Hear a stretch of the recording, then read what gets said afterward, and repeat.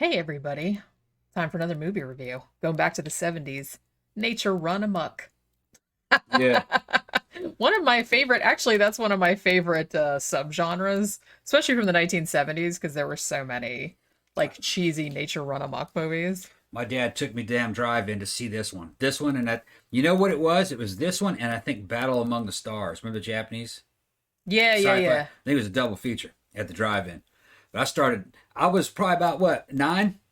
Yeah, this And came I out in was, 78, so you would have been, yeah, yeah. I started fucking getting really upset about these piranha eating those dudes' legs off and chewing people's hands off. Remember his hand was getting eaten up and the little boy was watching. I was like, ah. I'm like, what? My dad says, all right, we gotta go. And I remember this movie being fucking terrible, like real low budget. No, it was awesome. It's actually It was pretty awesome. fucking It was awesome. good. We saw the original, and then after that, we saw the The 1995 remake. And I guess it was made for TV if you looked at that. It was, yeah. And it was almost fucking frame for frame the same movie with a tighter edit. It was good. It was even better in a way. Yeah, But the original was fucking. Yeah, because I think the original had more of had comedy in it, and like the remake not so much. You know what I mean? These are basically Jaws ripoffs. Yeah. It's riding on the back of the Jaws fucking thing. But what was it? George Lucas saw this, right? Or was No, it Steven Spielberg. Steven Spielberg saw this movie and liked it.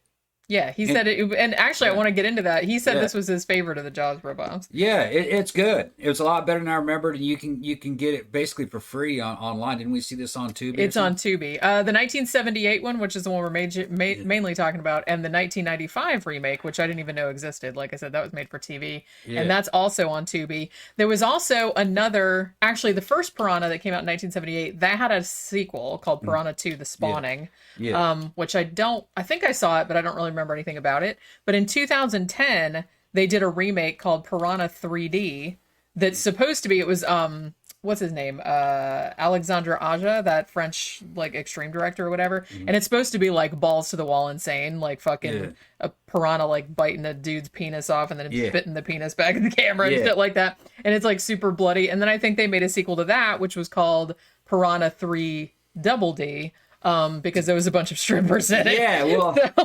okay. So that was 2010, 2011. All right, we're gonna see that one. Yeah, it was it's like, oh, you perked my interest. Yeah. Well, yeah, I was gonna say something about it. You know that we can add this one to the fucking encyclopedia of boobology.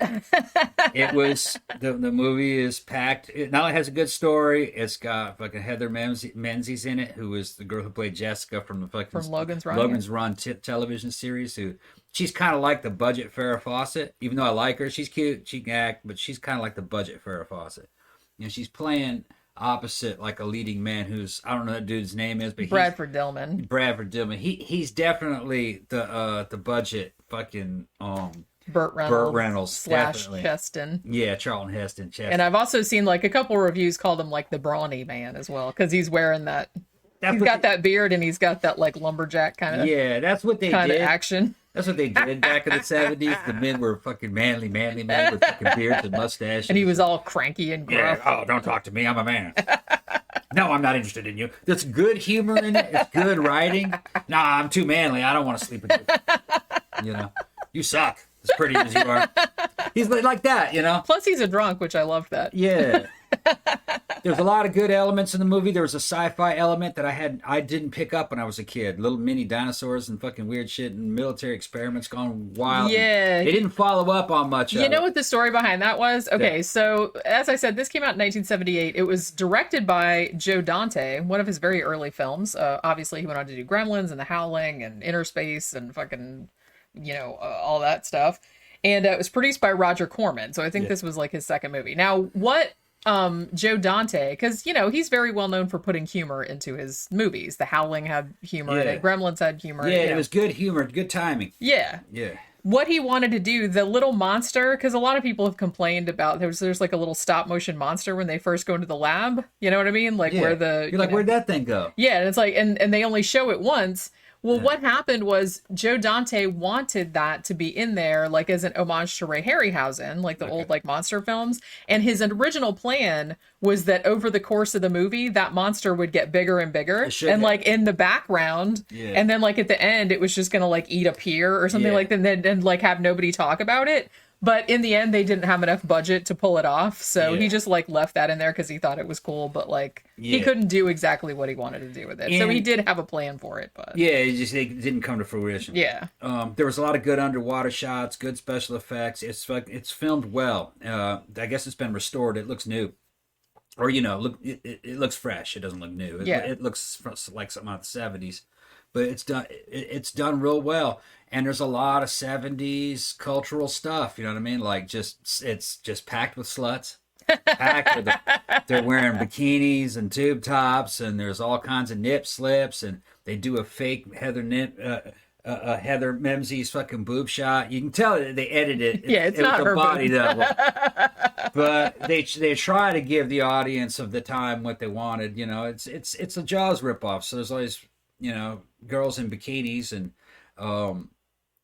everybody's pretty fit for the time, They had some hotties fucking driving power boats and people with fucking, skiing behind power boats and getting eaten by piranhas and good effects, good practical effects. Yeah, I mean, for 1978, these were pretty decent. Because I remember seeing this as a kid. I mean, I would have only been 6 years old when it came out, so I probably didn't see it in the theater. Yeah. I might have seen it a couple years later, like at a at a drive-in, or I might have just seen it on cable.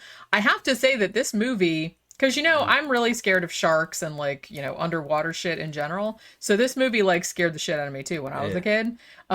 This movie, because I feel like so Jaws came out in 1975, and then after that, it was just kind of like a nonstop cavalcade of kind of has-been actors that used to be like really, really famous, and then they would be in all these kind of nature run-amok stories. There's Orca, which is another one of my favorite ones. It was Grizzly, Day of the Animals, although that might have been before that. It was like The Swarm. I think that was later, like in the 80s. Yeah, I remember the Alligator. I remember the trailers for The Swarm. We got to see that one. Yeah, I haven't seen that. You're bringing it back memories. Yeah, Kingdom of the Spiders. Yeah, there was a shit ton. Prophecy, the one about the weird mutant bear. I liked that one. I did too. Yeah. I like that. Like I said, I really, really like that that fucking genre. You know what I mean? I was kind of stunned. I think if I was, like I was 9 or 10 when I saw it, had I seen this at 12, I would have liked it. Yeah. I think I had not really gotten to the point where I could process what was going on. I don't know. It scared me at 9. I was like, man, this is fucking scary. I can't handle this. But I think I had already seen Alien by then. It's hard to say. Well, this came out a year before Alien. Okay, so no, then I saw it when it came out. Yeah. Because when I saw Alien, I fucking loved it. Yeah. Yeah, I just don't think my brain was developed enough at the time seeing it as a kid to really understand what was going on. I only saw like maybe the first 1/4 of it. I would have liked the whole slut angle and everything. I'd say slut with much love in my heart. But in the '70s, a slut was just a young woman who owned her own sexuality. She did what she wanted to do. You know? They were sexual aggressors a lot. That was real cool back then. And is some of that in there, in here, references to that, to the way it was back then. Kind of neat. Yeah, and the thing about it, I had forgotten, because like I said, I don't think I saw this since I was a kid. Yeah. And I had forgotten what a fucking fantastic cast they got. Yes, it's all star. So like I said, stars. Yeah, well, Bradford Dillman, who was in it, we just saw him in that movie Bug not too long ago. So he was the same guy. That was another good one. Yeah, now he was actually, I looked up his Wikipedia page, because he was in a ton of kind of B movies around this time period, but he started out on Broadway, and then he was in like a really lot of he won all kind of awards. Like he was in like some really well-regarded movies and TV shows like back in the day, and then he sort of went into B movies later on. Heather Menzies, as we mentioned, who was on the Logan's Run TV show. I think she was on the Captain America show as well in the late 70s. She's cute, yeah. Kevin McCarthy is in this, who was in the original Invasion of the Body Snatchers from 1956, and he was in Twilight Zone the movie. Keenan Wynn is fucking in this. He was Doctor Strangelove in Doctor Strangelove, and I remember him from Laser Blast because that was a terrible with the turtle aliens. Yeah. That was on Mystery Science Theater. Barbara Steele is in it. Yeah. I had forgotten Barbara Steele was in it. She's only in the end. And Dick Miller, who I think was in everything Roger Corman ever made. Yeah. He's just in every fucking movie. And he does all the comedic relief. Right? Yeah, and he was in Gremlins and stuff as well, like later on. What's funny is that movies of this era, the sci-fi / horror genre, they all had the same ending like this, and like Bug. Yeah. Where it just ends. Okay, done. Psh, we won. Boom. And then don't think about it too much. Immediately freeze frames and then the credits. Psh, psh. You're like, wait, what the hell happened? That's how it ended? Yeah. Yeah. That's just how they did it back in the 70s sometimes. There was no wind down or a wrap up. Yeah, they're just kind of like, blew up. It's over. Wait a minute. It's a high impact ending. That's how a director back then would have. This movie, it's like I had forgotten, like I said, I had forgotten how everybody in it was famous. And I also forgot how funny it was. Yeah. And it's funny in a good way, like in the way that Joe Dante stuff is it doesn't usually fuck up the tone. Yeah, it's not like wacky or zany or anything. But it's not dry either. It's just like a good like situational humor. Yeah, like there's a part where fucking Heather is like she gets locked up in a jail cell with some dude and he fucks with her and they have to escape the police station to go save the world. And she fucking beats a dude over the head with a toilet seat, wasn't it? Knocks his ass out. Yeah. And then she wants to get in his clothes for some reason. Well, no, she needs to get the keys off, and the keys are chained to his pants. That's right. So she has to pull his fucking pants off to get the keys, and fucking dude's in the other cell going, come on, I thought you could get a man's pants off faster than that. I'm trying.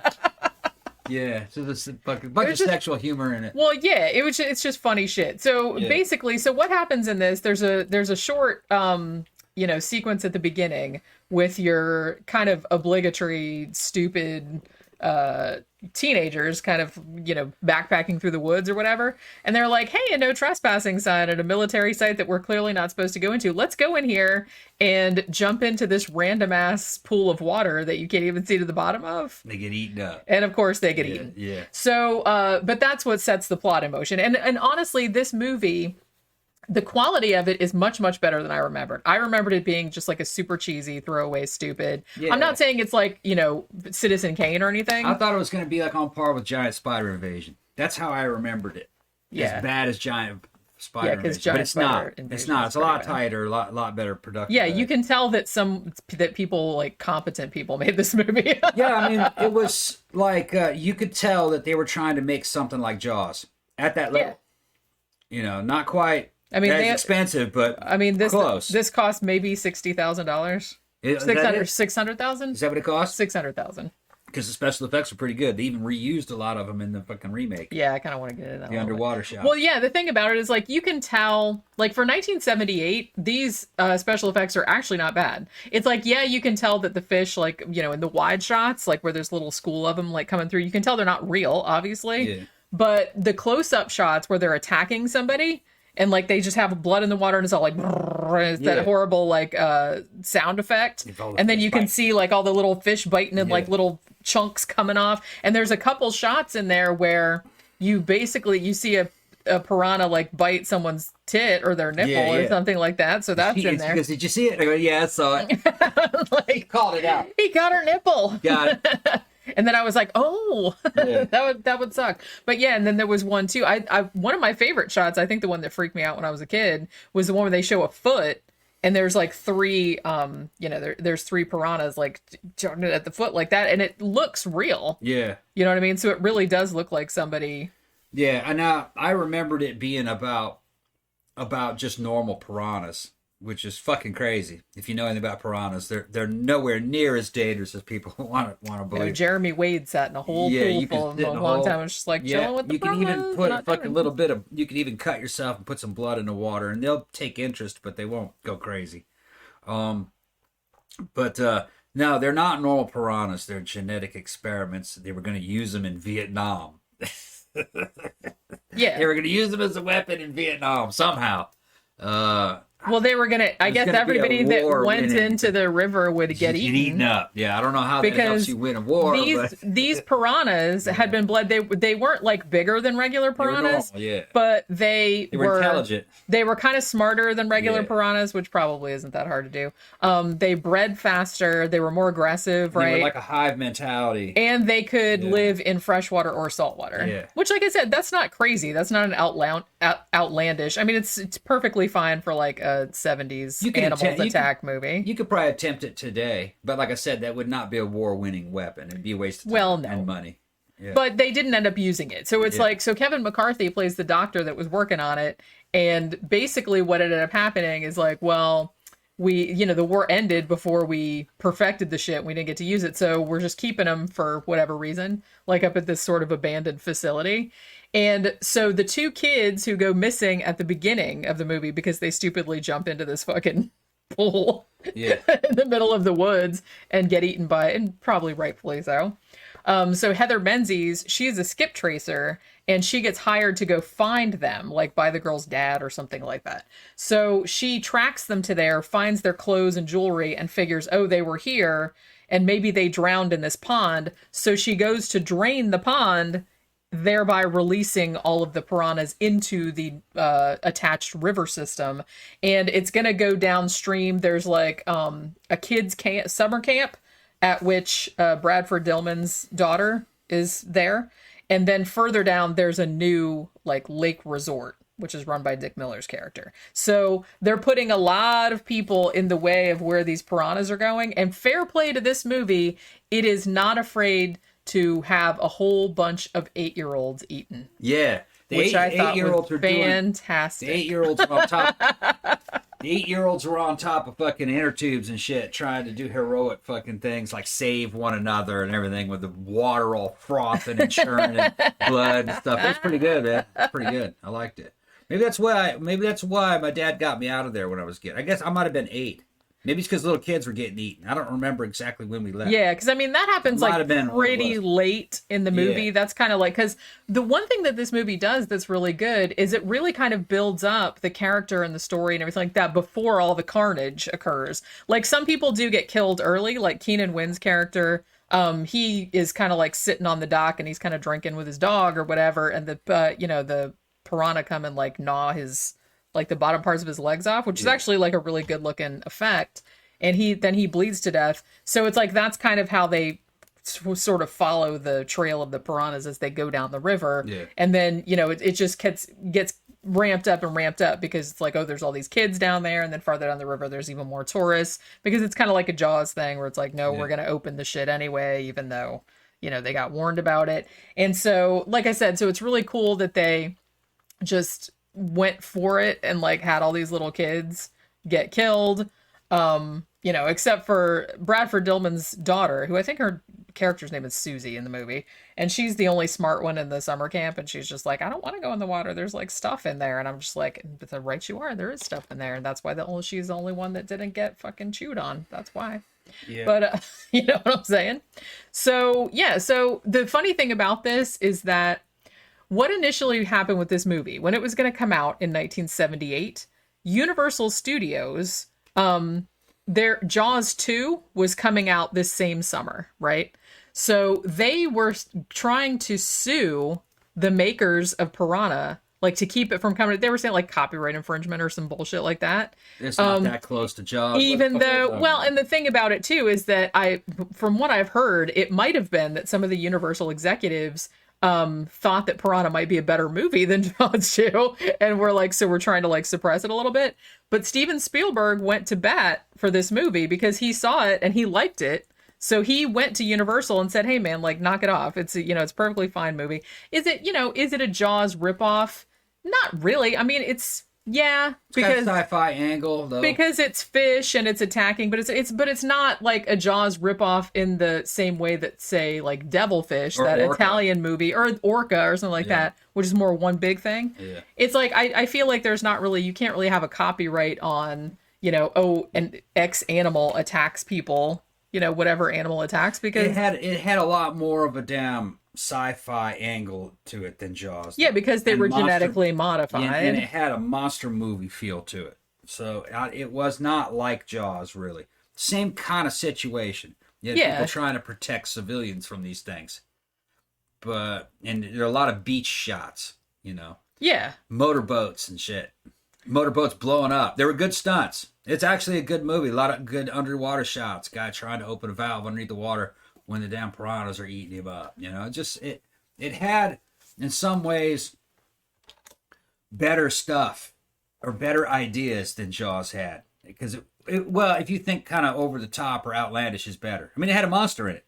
Yeah. Your little fucking tiny dinosaur and weird looking damn eels that were looking at you. And it was kind of cool. I loved that idea, though, because I didn't realize, because we saw it too, because we were like, well, what happened with the little stop motion dinosaur thing or whatever that was? Yeah. And the eel that was like the thing. And it looked like it was intelligent watching you. Yeah. So when I read that it's like that he had an idea for it and he was like, yeah, it was supposed to get bigger and bigger, but like no one was going to comment on it. It was going to be like in the background and then you just see it like dropping and it got bigger. And I was like, oh my God, that would have been an awesome idea. Yeah, but he just couldn't do it. He just couldn't do it.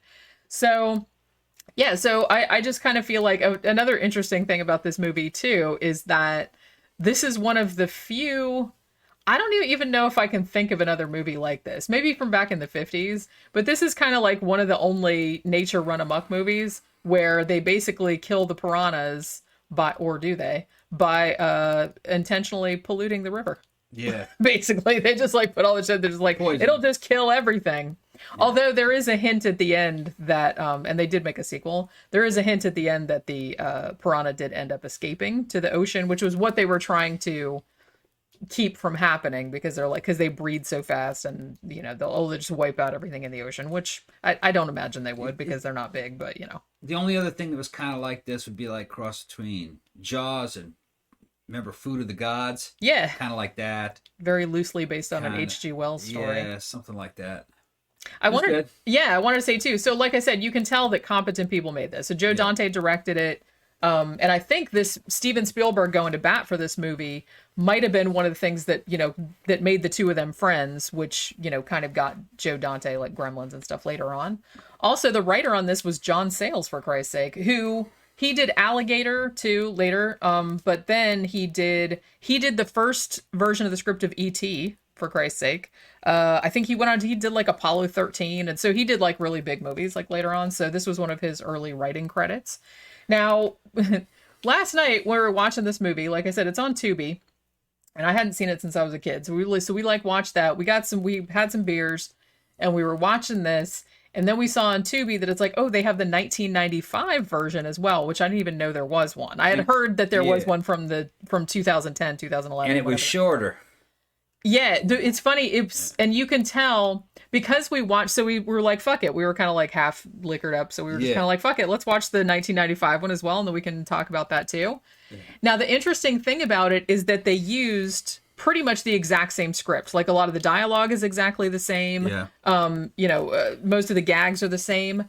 And they even reused all the underwater footage from the first one. Which still worked. But, it was made for TV. So, like I said, it's in that fucking weird aspect ratio. Yeah. But this one was also kind of good. Yeah, it was also... They kind of took a lot of the humor out. You can tell they took out some of the scenes where... Like, they took out the funny shit in the original one with Bradford Dillman, like, being a drunk. Yeah. And with Keenan Wynn, like, bringing him all the liquor, and he's like, oh, I got tequila, I got bourbon, I got this, I got that. And it was, like, funny that he was a drunk, you know what I mean? Which I thought was funny anyway. He was, like, this cranky, alcoholic. So they took all that character development out. They took a lot of the jokes out, but they tightened it up a lot. So the 1995 one's only an hour and 20 minutes, and I think that the original was more like an hour and 32 minutes, 35 minutes, something like that. So they took like 12 to 15 minutes out of it. And if you watch them back to back, you can see exactly the scenes that they took out because the scenes are pretty much exactly in the same order and are, it's almost a shot for shot remake, I have to say. And it's interesting too, because there's a lot of really famous people in the 1995 one too. Yeah. You got in the Bradford Dillman role, you got William Catt, he was in House. He was Greatest American Hero, back in the 80s. You got Alexandra Paul, who was Arnie's girlfriend in Christine. in 1983. Yeah, so you don't really. I in, couldn't really recognize her because her hair was so much shorter. yeah, She was still cute though, but she yeah, just looked real kind of sleek and '90s looking. It doesn't. She didn't have. yeah. The She didn't poofy have hair. that big poofy like feathery hair like she had in Christine. But yeah, she's in that. Also, very very young. What's her name? Mila Kunis, whatever her name is. Like, she played a kid in this. Like, she played the daughter. You know what I mean? Susie. And also Soleil Moonfry, better known as Punky Brewster, was in this. She'd grown up some by this time because this was 1995. She played 20. Yeah, she played one of the camp counselors, like one of the parts that was in the first one. So it's like it's really really funny how, but it was really interesting to watch them back to back because not only did I recognize all of the footage because Roger Corman directed or produced the second one too. Okay. So he was just like, well, why shoot all these underwater scenes again? Because you know how budget conscious Roger Corman is. So he's just kind of like, man, this is still good. We'll just use that instead. We'll just kind of make it match. And it did actually kind of match. I think that if I hadn't just watched the original, I might not have realized that it was the same footage again. But I just thought it was weird how, I mean, the dialogue was almost exacyly the same. Yeah, it's the same movie. It's just tighter. And it's almost shot for shot the same, but the angle might be a little bit different. The set, where they are, I mean, the setting is different. It's not in the same place. Yeah. But it is the same story. Oh, yeah, it's definitely. It's exactly the same. And it's just tightened up for television, and it was also good. It wasn't bad. Yeah, not bad at all. It really seems like, if you're going to make the exact same movie, it seemed a little weird, like, I don't know. Well, I don't want to say the first one was forgotten by this time probably because this is the original is a forgotten movie. Not really. It's pretty much about it. Well, yeah, but I saw it. I mean, it's a cult classic though. Yeah, I didn't know it was a cult classic. I never heard it. Never heard it mentioned. I saw it in the theater when it was new. Forgot all about it. And like I said, they just made a 3D remake in 2010, I think it was, and that got a sequel as well. I've never even heard people mention this movie. Yeah, since we saw it. I remembered it. It made a big impression on me as a kid because, like I said, scenes of people getting eaten. Yeah, well, because I grew up, in Daytona Beach. I grew up like right on the Atlantic Ocean, and I was at the beach all the time. So it's like I was really freaked out by sharks, and plus I'm from Florida, so I'm really freaked out by alligators. We need to do the movie Alligator too, because that movie also scared the shit out of me when I was a kid. Because like when I was a kid, I couldn't think of anything worse than getting eaten by a big animal. Like, and knowing that you were getting eaten by a big animal. That's just like a horrifying concept to me. Yeah, that one scene where that guy's in the first version. The first version, if you ask me, is the one you want to see. Well, yeah. It's a lot more classic. It's better. It has that 70s charm. It's kind of has a little more meandering. It's a little funnier. It's funnier. It's sluttier. It's funnier, sluttier. Yeah, it's better. Although it's got a better tone. The woman in the 90s one, that at the very beginning who jumps in the pool, you know what I mean? She had a much bigger rack than the girl in the original one. Well, it was implants. Yeah, that's what I'm saying. The 70s girls are all they're all natural. Yeah. They're all natural. And bush and everything. Yeah. And then but what I remembered about it as a kid is the guy's hand getting stuck down the water with his kid watching him on the canoe and the fucking piranhas eating his hand. The other guy, the guy that was so drunk he couldn't get his feet out of the water and his feet are hanging in the water and the fucking piranhas ate him from the knee down. Yeah. That was pretty horrifying. That scene right there, going to Mississippi and fucking seeing my dad every summer, little kid, putting your feet out over the end of a docks or over the end of a boat into the water. I'd do it and for a few minutes and then remember that movie and go, never mind. Yeah, put it back up. But I wasn't so much afraid of piranhas doing it because I knew there weren't any piranhas there. I was afraid of an alligator gar coming up and biting me. Well, yeah. Or a snapping turtle or something like that. If you guys don't know what an alligator gar is, it's a big old eel-like primitive fish. Half of it is fucking head. It's just a long head with needle-sharp fucking teeth. They're not aggressive, but it looks like they could bite you. They look mean. They look real mean. They're not, though. It's kind of like barracuda. Yeah. Like, they look... Well, barracuda can be pretty mean. Well, and barracuda, too, will also jump into your boat. They'll jump in you, yeah. So, They're in nature, they're kind of mellow and chilled out. They just catch fish, and they're not real... They're actually not the kind of thing to come up and bite you. And they're not very strong anyway. They're kind of slow. I wonder if anybody, I mean, there must be in this day and age when they've pretty much mined every single animal for a sci-fi original movie. But I wonder if they've made a movie about an alligator gar that's just called Gar. Well, I saw photographs in Louisiana of fucking big old flat paddle boat looking things that can go through the swamp. Yeah. And they had an electrified front end on them. And they were out there killing gar. Now, this was in the early 1900s. Okay, maybe like the 20s or the 30s. They were trying to exterminate gar. You can Google it. And they describe a very different gar than I knew. They said that they were huge and that they were aggressive. Now, maybe back in those days, some of those gar might have been upward from 100 years old. Maybe they got very, very big when they were old. Yeah. But they're not that old anymore. You know, they don't live as long as they used to, I guess. Yeah, I think I saw some in one like river or something like that I was swimming in. I saw some just kind of chilling out over there, and they were maybe 3 or 4 feet long. Yeah. No, they were saying that these could get up to like 9 to 12 feet long, and I've never seen one that big. No, I haven't either. But it may have been dudes just trying to make money off of killing them, because it was companies that were hired by the state to go out and kill these things, and maybe they were just judging them on how they looked, and maybe the guys who actually went in and killed them knew that they were kind of harmless, but they wouldn't tell the local governments that they were harmless, so the cash would stop flowing. Well, yeah, they're not any good to eat. No, it's a garbage fish. Yeah, but yeah, that's the thing. So like I said, I kind of feel like this movie, I'm just really, really glad I got to watch it again, because I remembered it scaring me when I was little, but I also remembered it being kind of like a shitty throwaway, super cheap movie. And it was a super cheap movie, but it doesn't really look like it. No. I mean, the writing is actually really good. It's actually like pretty funny, but all the actors are really good in it. It's got a really good cast. It's just, I don't know. It's just like an early Spielberg movie. Yeah, it's like actually much, much better than I remembered it being. And the piranha effects for this being such a low budget movie and it being the late 70s are actually pretty effective, I thought. I forgot about the sci-fi angle. Yeah, like the genetic. Yeah, and that it being a military weapon.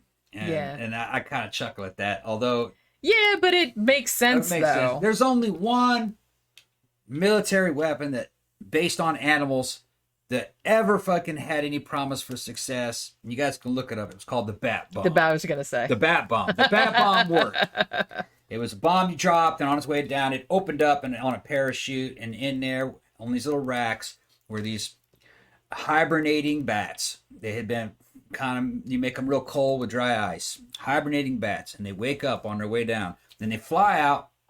When they fly away, it pulls a little ripcord on them, and on their chest was stapled with a medical staple bag of down, about a 50-50 mixture of gasoline and dish soap, so like napalm. And they would go into little Japanese buildings, and there's a little chemical timer on it, and then they would catch on fire, burning the bat, poor little bats, and burning up all the buildings, because they would That's get not up. Cool. They would get up in the nooks and crannies in Japanese wooden houses. That was the idea. They made a whole damn target Japanese city to town to test them on when it would have worked. But you got to raise a shit ton of bats though, and then you got to keep them fucking at a low temperature, and you got to feed them. It's not plausible. Speaking of cruelty to animals, that was another one of the major differences between the 1978 original and the 1995 remake. The 1978 original, like Keenan Wynn is sitting there with his dog and he gets his legs chewed off and he bleeds to death.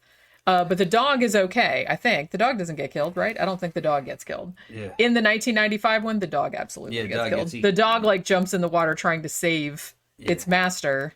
And so it doesn't do it. It doesn't do. It's also, I think it's a golden retriever in the remake, and in the original, I don't know what kind of dog that is. It was just some kind of mutt dog. But yeah, so that was like the one thing I was like, oh, fuck you, 95 movie. Why do you leave the dog alone? You can eat all the children you want, for fuck's sake. But leave that poor puppy alone. But yeah, so that was one thing that I wanted to mention because that was kind of one difference. But yeah, both the 1978 version and the 1995 version are both on Tubi for free if you want to watch them. I still need to see the 2010 Piranha 3D because I heard that was fucking crazy and like super over the top gory and shit Oh, like it that. is, yeah. And like I said, Piranha 3 Double D. I'm sure you will enjoy that. Oh, yeah. It's all just like like water. But I saw some like Yeah, clips from it. It looks hysterical. More and more ridiculous. Yeah, it's just supposed to be like outlandish, like tits and blood and gore and you shit got like the that. Piranha and Yeah. it's 3D, right? Is it 3D too? Yeah, And then put some double D's in it. yeah. Yeah. They'll just coming right after. How is that gonna lose? And like I said, having a scene where a piranha spits a dude's severed dick at you. Yeah. I mean, how can that not be Gotta see awesome? we can watch them tonight, I guess. We'll see how it goes. All right. All right, but yeah, check them both out. They're on Tubi. Just fun 70s animals attack movies. Yeah. Jaws ripoff, but it's good in its own right. So yeah, that'll do it for this movie retrospective, and we will see you guys on the next one. Bye.